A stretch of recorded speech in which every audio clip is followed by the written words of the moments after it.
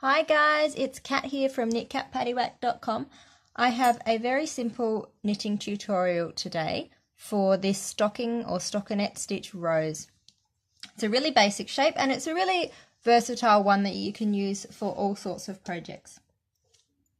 So I have made this brooch very simply by making this rose that I'm going to show you and a couple of the knitted leaves which I showed you how to make in my very first YouTube video. So I will link in the description down below how to make the leaves if you want to make a brooch like this. So let's get started.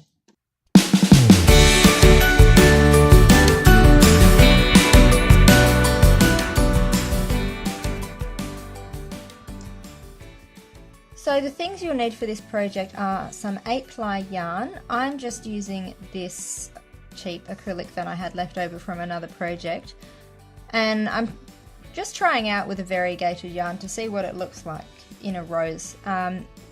You can of course use a different fibre if you like. You will also need some needles. I would go for 4mm if you have an average gauge or tension. I'm going for 3.75mm needles because I have slightly loose tension. You'll also need a darning needle or a tapestry needle and some scissors, and that's about all. So I'm using an 8-ply yarn, but I should say that you can experiment of course with different thicknesses of yarn. Just change your needle size to an appropriate size for the weight of yarn that you're using. So let's get started. So we want to cast on 10 stitches and leave a fairly long tail, assuming you're going to be attaching this to something else, not having it just as a standalone rose. So I'll be using long tail cast on, so that's why I've got a particularly long tail, because I'm going to use up some of this in my cast on. You can use whatever cast on you're comfortable with though.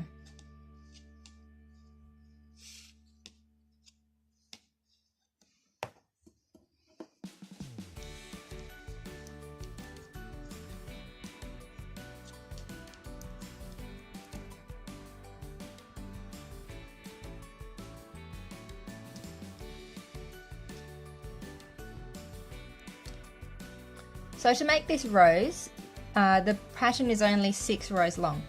So on all of the right side rows, which are the odd numbered rows for this project, all you're going to be doing is increasing into every stitch, and for all of the wrong side rows you're going to purl every stitch. So for my first row, I'll increase into every stitch. You can increase how you like. I will do a knit front and back because that is, I think, the standard one that most people are familiar with. You can also do a knit front slip back. I think that does look very neat as well.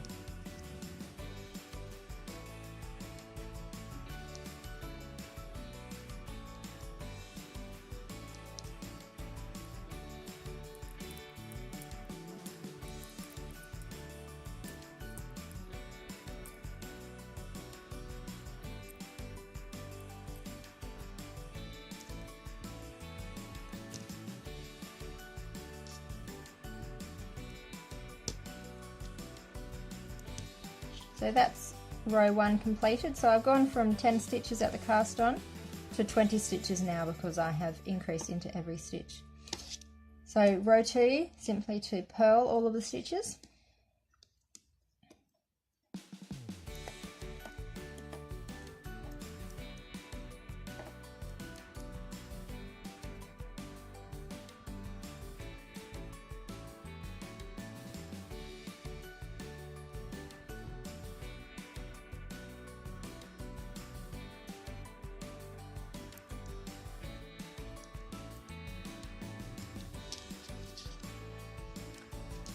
Now we're on to row 3. Again, we're going to increase into every stitch. So we're going to go from 20 stitches to 40 by the end of this row.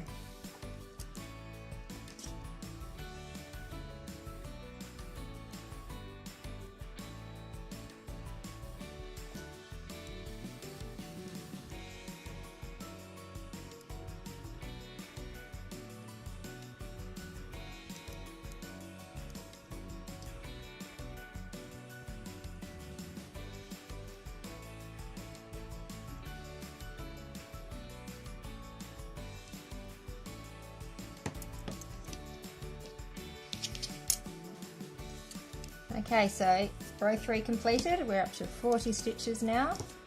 Row 4, again, just purl all of the stitches.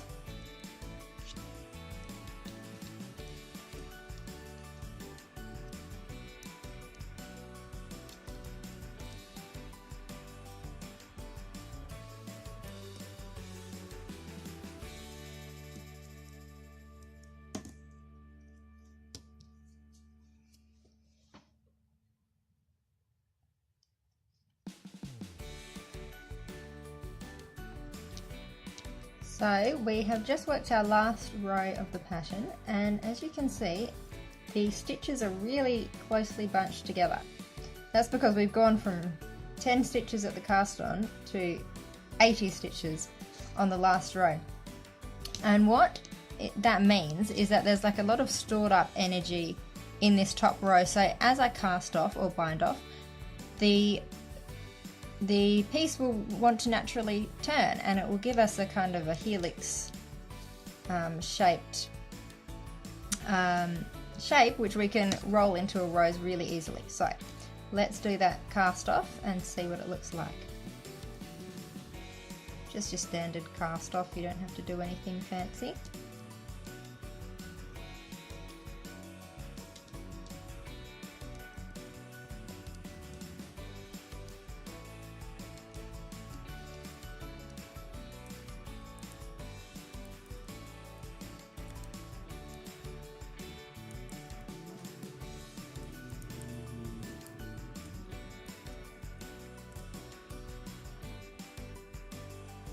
Now that I've cast off a few stitches, you can see that the knitting is turning already.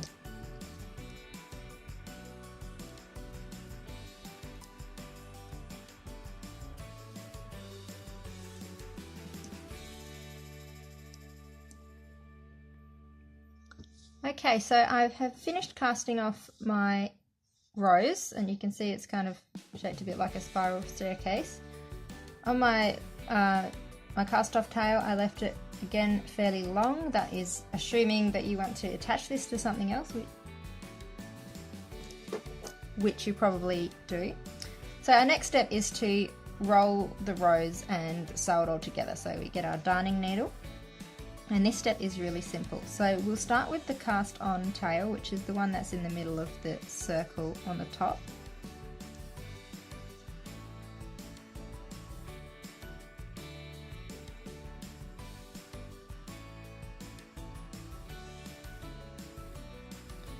Just thread it through. Okay, so the first step is to just sort of thread the tail a little bit through this this row edge here up to this top corner where the cast off is.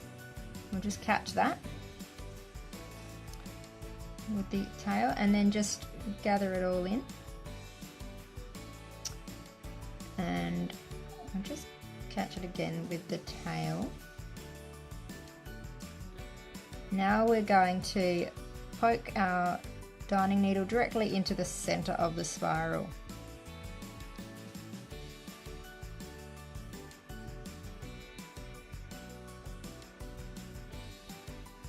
There we go, and just shape it how you want it to go.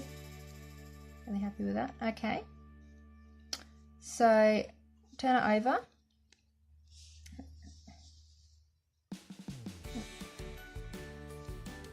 We've got our yarn poking out the center, so we'll just weave in the end a little bit just to secure it.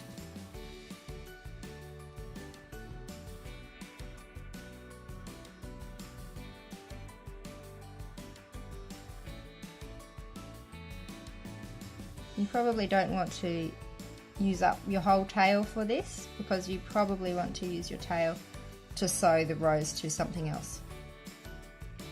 Okay, so that's done. We'll leave the tail alone.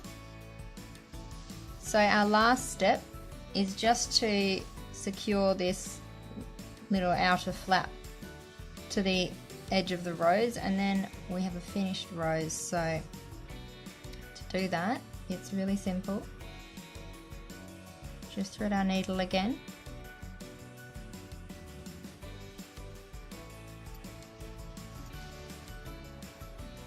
Okay, so we'll just do a whip stitch down the length of this row edge, down into the center.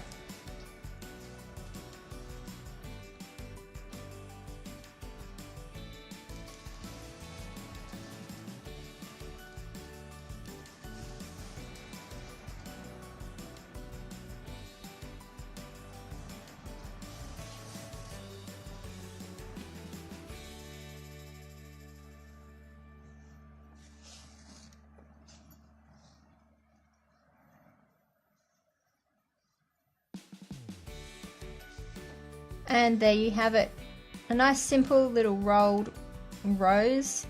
Like I say, it's so versatile and it's just a good shape to have in your repertoire for adding a little bit of embellishment to maybe the corner of a top, or like how I made this brooch, really simple little gift.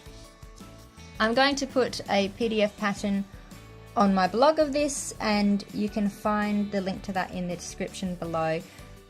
Thank you for watching my video and for supporting this new YouTube channel. I'd like to really just make knitting accessible to people who think they can't knit for whatever reason, or just want some extra tips. So it really means a lot to me that you watch this video, and if you liked it, please don't forget to give it a thumbs up, and if you'd like to see more videos like this, don't forget to subscribe. Thanks for watching. Bye.